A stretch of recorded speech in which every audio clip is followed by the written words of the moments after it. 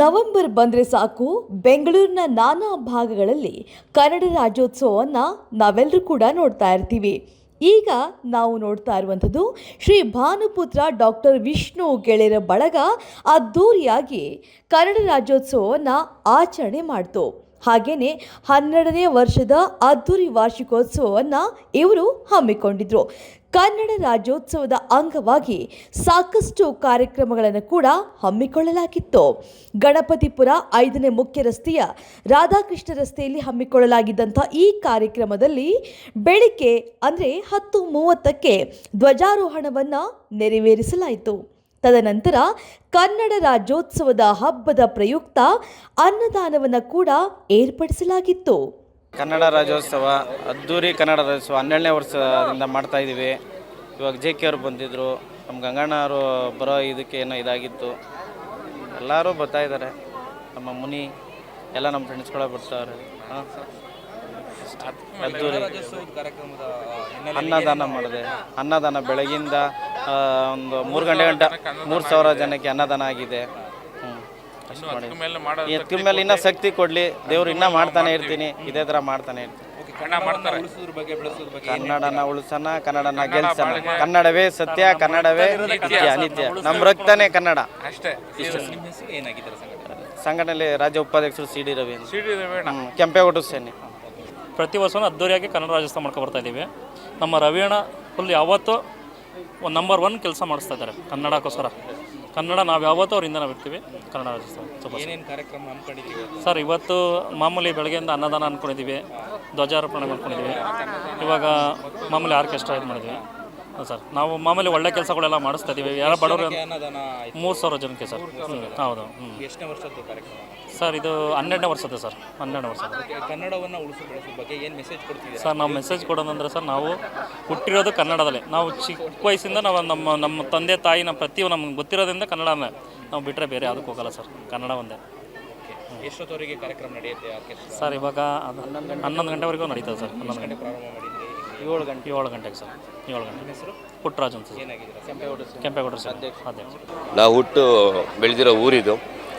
ಆಮೇಲೆ ನಮ್ಮೂರಲ್ಲಿ ನಾವು ಮಾಡ್ತಾಯಿದ್ದೀವಿ. ಸಿನಿಮಾ ಮಾಡಾದ್ಮೇಲೆ ಸ್ಟೇಜ್ ಮೇಲೆ ಕೂಡಿಸಿರೋದು ನಮಗೊಂಥರ ಗರ್ವ ಅನಿಸುತ್ತೆ, ಅಂದರೆ ಪ್ರೌಡಾಗಿ ಫೀಲ್ ಆಗುತ್ತೆ ನಮಗೂ. ಅದಾದಮೇಲೆ ಇಲ್ಲಿ ಕನ್ನಡ ರಾಜ್ಯೋತ್ಸವ ಯಾವಾಗೂ ನಾವು ಆಚರಣೆ ಮಾಡ್ತಾನೆ ಇರ್ತೀನಿ. ನಾವು ಇಲ್ಲೇ ಎಲ್ಲ ಅಲ್ಲೂ ಜಾಗದಲ್ಲಿ ಮಾಡ್ತೀವಿ. ರವಿಯವರು ಅದ್ದೂರಿಯಾಗಿ ಮಾಡಿರೋದು ನಮಗೆ ಭಾಳ ಖುಷಿ. ಆಮೇಲಿಂದ ರವಿಯವರು ಇದೇ ಥರ ಇನ್ನೂ ಜಾಸ್ತಿ ಮಾಡ್ಕೊಂಡು ಹೋಗಬೇಕು ಅಂತ ನಾವು ಕೇಳ್ಕೊತೀವಿ ಅಷ್ಟೇ. ಸರ್, ಕನ್ನಡವನ್ನು ಉಳಿಸುವಂಥದ್ದು ಎಲ್ಲ ಒಂದು ಕಡೆ ಸಂಘಟನೆ ಜವಾಬ್ದಾರಿ ಮಾತ್ರ ಅಲ್ಲ, ಚಿತ್ರರಂಗದಲ್ಲಿರುವಂತಹ ನಟರು, ಸಹ ನಟರು, ಇವ್ರ ಪಾತ್ರನೂ ಕೂಡ ಹೆಚ್ಚಿರುತ್ತೆ. ಏನು ಹೇಳಿಕ್ಕೆ ಬಯಸ್ತೀರ ನೀವು ಅಂತ?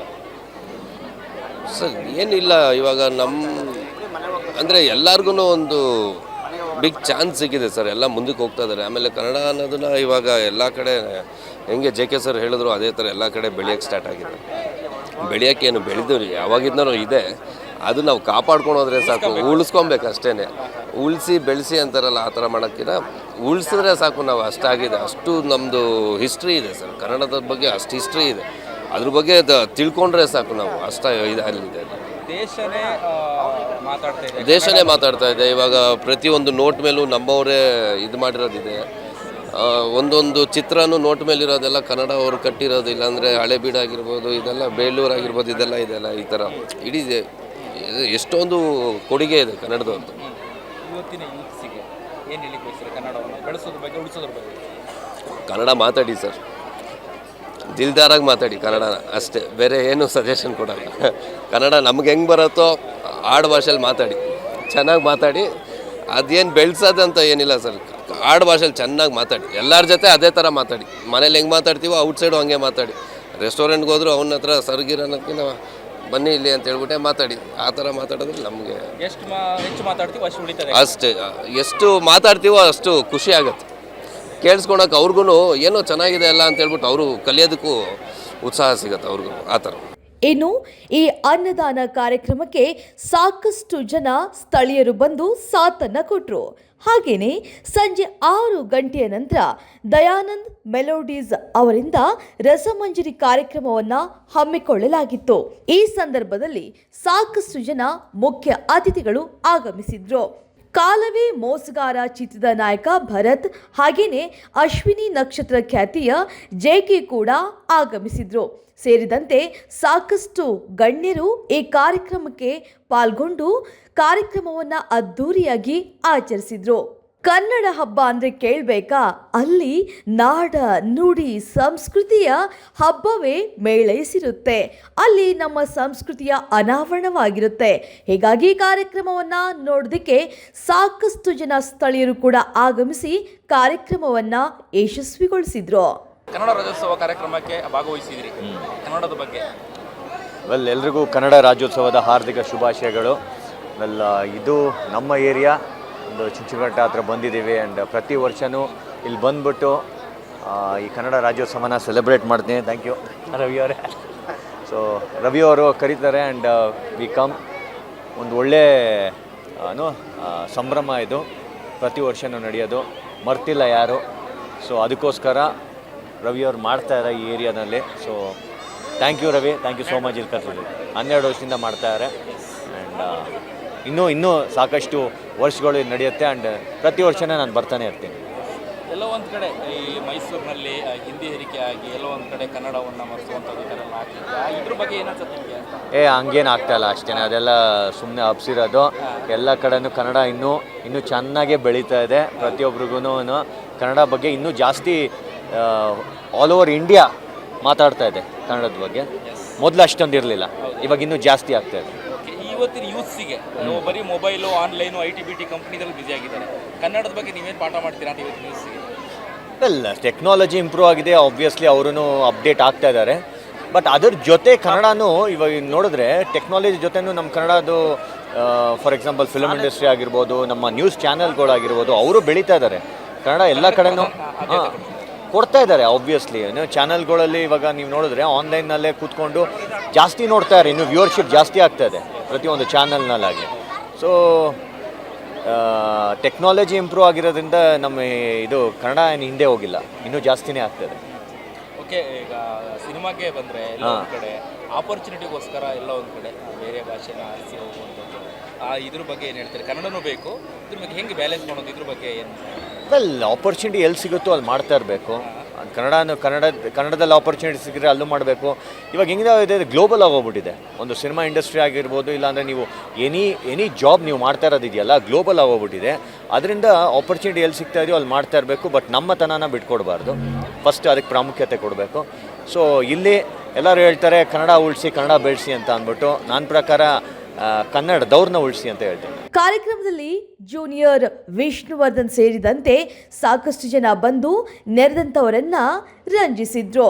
ಒಟ್ಟಾರೆಯಾಗಿ ಕನ್ನಡದ ನಾಡ ನುಡಿ ಹಾಗೆಯೇ ಇಲ್ಲಿನ ಪ್ರತಿಯೊಂದು ವಿಚಾರವನ್ನು ತೆಗೆದುಕೊಂಡ್ರೆ ನಾವು ಸಾಕಷ್ಟು ವೈಭವದಿಂದ ಕೂಡಿರುವಂಥ ನಮ್ಮ ಕರ್ನಾಟಕ ಅಂತ ಹೇಳೋದಕ್ಕೆ ಹೆಮ್ಮೆ ಆಗುತ್ತೆ. ಯಾಕಂದರೆ ಬೇರೆ ಪ್ರಾಂತ್ಯಗಳಿಗೆ ಹೋಲಿಕೆ ಮಾಡಿದರೆ ಕರ್ನಾಟಕ ಸಾಕಷ್ಟು ವೈಭವಗಳನ್ನು ಒಳಗೊಂಡಿರುವಂಥ ರಾಜ್ಯ ಅಂದರೆ ತಪ್ಪಾಗಲಾರದು. ಪ್ರತಿ 50 ಕಿಲೋಮೀಟರ್ಗೆ ಅದರದ್ದೇ ಆಗಿರುವಂಥ ಭಾಷೆ, ನುಡಿ, ನಡೆ, ಸಂಪ್ರದಾಯ, ಸಂಸ್ಕೃತಿ, ಸಂಸ್ಕಾರ ಪ್ರತಿಯೊಂದು ಕೂಡ ಇಲ್ಲಿ ಬದಲಾವಣೆಯಾಗುತ್ತೆ. ಇಷ್ಟೊಂದು ವೈಭವ ಇರುವಂಥ ಯಾವುದಾದ್ರೂ ರಾಜ್ಯ ಇದ್ದರೆ ಅದು ನಮ್ಮ ಹೆಮ್ಮೆಯ ಕರುನಾಡು. ಹೀಗಾಗಿ ನವೆಂಬರ್ ತಿಂಗಳಿನಲ್ಲಿ ನಡೆಯುವಂಥ ಈ ಕನ್ನಡದ ಹಬ್ಬಗಳು ಕೂಡ ಅಷ್ಟೇ ಸೊಗಸಾಗಿ ಇರುತ್ತೆ. ಎಲ್ರಿಗೂ ನಮಸ್ಕಾರ. ನಾನು ನಿಮ್ಮ ಕಾಲವೇ ಮೋಸಗಾರ ಸಿನಿಮಾದ ಭರತ್ ಸರ್ ಮಾತಾಡ್ತಾ ಇದ್ದೀನಿ. ಕನ್ನಡ ರಾಜ್ಯೋತ್ಸವ ನಮ್ಮ ಇಡೀ ವರ್ಷನೇ ನಮ್ಮ ಕನ್ನಡ ಅಂತಲೇ ಇರಬೇಕು. ಒಂದಿನಕ್ಕೆ ಅಲ್ವಾ, ನವಂಬರ್ 1ರಿಂದನೇ ನವಂಬರ್ ತಿಂಗಳಲ್ಲೇ ಮಾಡಬೇಕು ಅಂತಲ್ಲ, ಇಡೀ ವರ್ಷ ಪೂರ್ತಿ ನಾವು ಕನ್ನಡ ಅಂತಲೇ ಇರಬೇಕು. ನಮ್ಮ ರಕ್ತದಲ್ಲಿರಬೇಕು, ನಮ್ಮ ಮನಸ್ಸಲ್ಲಿರಬೇಕು, ನಮ್ಮ ಹೃದಯದಲ್ಲಿರಬೇಕು. ನಮ್ಮ ಕನ್ನಡ ಬೆಳೆಸಲೇಬೇಕು, ಕನ್ನಡ ಬೇರೆ ಲೆವೆಲಿಗೆ ತೊಗೊಂಡು ಹೋಗಲೇಬೇಕು. ಮುಖ್ಯವಾಗಿ ನಮ್ಮ ಕನ್ನಡ ಸಿನಿಮಾ ನೋಡಬೇಕು. ಎಲ್ಲ ಕನ್ನಡ ಬೆಳೆಸೋಣ ಅಂತಾರೆ. ಫಸ್ಟ್ ಆಫ್ ಆಲ್ ನಮ್ಗೆ ರೀಚ್ ಆಗೋದ ಮೇಯ್ನ್ ಸಿನಿಮಾದಲ್ಲಿ, ಕನ್ನಡ ಸಿನಿಮಾ ಎಲ್ಲ ನಮ್ದೀಗ ನೋಡಿ, ನಮ್ಮ ಸಿನಿಮಾ 5 ಲ್ಯಾಂಗ್ವೇಜಲ್ಲಿ ಮಾಡಿದ್ದೀವಿ. ನಮ್ಮ ಕನ್ನಡನೇ 5, ಬಿಕಾಸ್ ಕನ್ನಡ ಸಿನಿಮಾ ನೋಡಲ್ಲ, ಅದರಿಂದನೇ ನಾವು 5 ಲ್ಯಾಂಗ್ವೇಜ್ ಮಾಡಿದ್ದೀವಿ. ಕನ್ನಡ ಸಿನಿಮಾನೇ ನಾವು ಎಲ್ಲ ಸ್ಟೇಟಲ್ಲಿ ಹೋದರೂ ಕನ್ನಡ ಸಿನಿಮಾನ ನೋಡೋ ಥರ ಆಗಬೇಕು. ಕನ್ನಡ ಆ ಲೆವೆಲ್ಗೆ ಹೆಸರಿಗೆ ಬೆಳಿಬೇಕು. ನೋಡಿ 1956ರಲ್ಲೇ ಸ್ಟಾರ್ಟ್ ಮಾಡಿದ್ರು ಇದು ಮೈಸೂರಲ್ಲಿ ಕನ್ನಡ ರಾಜ್ಯೋತ್ಸವನ. ಅಲ್ಲಿಂದ ಇವತ್ತಿಗೂ ನಾವು ಅದ್ದೂರಿಯಾಗಿ ಎಲ್ಲ ಮಾಡ್ಕೊಂಬಂದಿದ್ದೀವಿ. ಇಲ್ಲಿ 12th ಇಯರ್ದು ಗಣಪತಿಪುರದಲ್ಲಿ ನಮ್ಮ ವಿಷ್ಣು ಸೇನೆ ಅವರ ಗೆಳೆಯರ ವರ್ಗದ ನಮ್ಮ ಕನ್ನಡ ರಾಜ್ಯೋತ್ಸವ ನಡೆಸ್ತಾ ಇದ್ದಾರೆ. ಇದೇ ಥರ ದೊಡ್ಡ ಎತ್ತರಕ್ಕೆ ಬೆಳೀಲಿ. ನಮ್ಮ ರವೀಣ್ ಅವರು ಕರೆದಿದ್ದಾರೆ ಇವತ್ತು, ಒಳ್ಳೆ ಥರ ಇನ್ವೈಟ್ ಮಾಡಿದ್ದಾರೆ. ಥ್ಯಾಂಕ್ ಯು ರವಣ, ಒಳ್ಳೆ ಇನ್ವೈಟ್ ಮಾಡಿದ್ದೀರಾ. ಈ ಥರ ಜನಗಳೆಲ್ಲ ಬಂದಿದ್ದಾರೆ. ಇದೇ ಥರ ಕನ್ನಡ ತಿಳಿಸೋಣ, ಕನ್ನಡ ಬೆಳೆಸೋಣ. ಸಿರಿಗನ್ನಡಂ ಎಲ್ಲಿಗೆ, ಸಿರಿಗನ್ನಡಂ ಬೆಳಿಗ್ಗೆ. ಓಕೆ ಸರ್, ಕನ್ನಡ ಅಂತ ತಕ್ಷಣ ಫಸ್ಟು ನಿಮಗೆ ನೆನಪು ಬರೋದು ಥಾಟ್ ಬರೋದು ಯಾವ ವಿಚಾರ? ಕನ್ನಡ ಅಂದ ತಕ್ಷಣ ಬರೋದೇ ನಮ್ಮ ಭಾಷೆ. ಕನ್ನಡನ ಬೆಳೆಸ್ಬೇಕು, ಕಿಚ್ಚಿಂದ ಬೆಳೆಸ್ಬೇಕು. ಕನ್ನಡ ಬೆಳೆಯೋದು ಹೆಂಗೆ ಅಂದರೆ ಪ್ರತಿಯೊಬ್ಬರು ಕನ್ನಡ ಜಾಸ್ತಿ ಮಾತಾಡಬೇಕು. ಈಗ ನೋಡಿ, ಆಲ್ರೆಡಿ ತೆಲುಗು ಆಗಿರಲಿ, ತಮಿಳಾಗಿರಲಿ, ಈ ಹಿಂದಿಯವರಾಗಿರಲಿ ಎಲ್ಲರೂ ಬಂದುಬಿಟ್ಟು ಕನ್ನಡ ಅನ್ನೋದೇ ಸ್ಪಾಯ್ಲ್ ಆಗಿಬಿಟ್ಟಿದೆ. ಯೂತ್ಸಿಗೆ ಏನು ಮೆಸೇಜ್ ಕೊಡ್ತಾರೆ ಕನ್ನಡವನ್ನು ಬೆಳೆಸೋದ್ರ ಬಗ್ಗೆ, ಉಳಿಸೋದ್ರ ಬಗ್ಗೆ? ಸರ್, ಈಗ ಇನ್ಸ್ಟಾಗ್ರಾಮ್ ಯೂಸ್ ಮಾಡ್ತಾರೆ, ಏನೇ ಯೂಸ್ ಮಾಡಲಿ, ಜಾಸ್ತಿ ನಮ್ಮ ಯಾವುದೇ ಥರ ಮಾಡಲಿ, ಒಂದು ಕನ್ನಡದ ಒಂದು ಸ್ವಲ್ಪ ಒಂದು ಮಾಹಿತಿ ಹೋಗಬೇಕು. ಒಂದು ಸಣ್ಣ ಶಾರ್ಟ್ಸಲ್ಲೂ ಹಳೆ ಸಾಂಗ್ಗಳನ್ನ ಟ್ರೆಂಡಿಯಾಗಿ ಮಾಡಿಕೊಂಡು ಕನ್ನಡ ರೀಚ್ ಆಗಬೇಕು. ಕನ್ನಡದಲ್ಲಿ ನೋಡಿ, ಯೂತ್ ಈಗ ಈಗಿನ ಟ್ರೆಂಡಲ್ಲೆಲ್ಲ ಏನಾಗ್ಬಿಟ್ಟಿದೆ, ಇಂಗ್ಲೀಷ್ ಸಾಂಗ್ ಯೂಸ್ ಮಾಡ್ತಾರೆ, ಹಿಂದಿ ಸಾಂಗ್ ಯೂಸ್ ಮಾಡ್ತಾರೆ, ಕನ್ನಡನ ಯೂಸೇ ಮಾಡಲ್ಲ. ದಯವಿಟ್ಟು ಕನ್ನಡನ ಯೂಸ್ ಮಾಡಿ, ಕನ್ನಡನ ಮಾತಾಡಿ, ಕನ್ನಡನ ಬೇರೆ ಲೆವೆಲ್ಗೆ ತೊಗೊಳೋಣ, ರೀಚ್ ಮಾಡೋಣ. Thank you.